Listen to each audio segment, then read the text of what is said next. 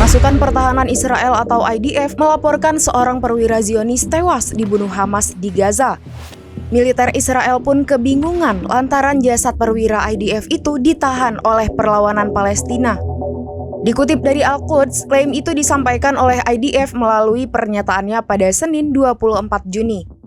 Adapun tentara Israel yang tewas itu bernama Muhammad Al-Atrash yang merupakan seorang sersan mayor di unit pelacak Badui militer Israel.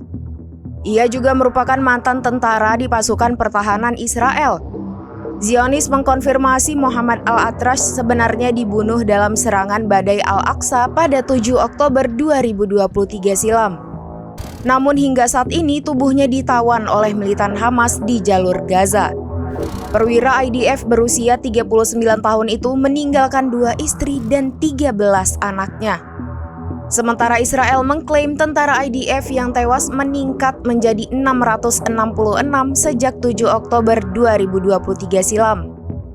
Kemudian tercatat sekira 3.895 tentara terluka sejak dimulainya agresi di jalur Gaza.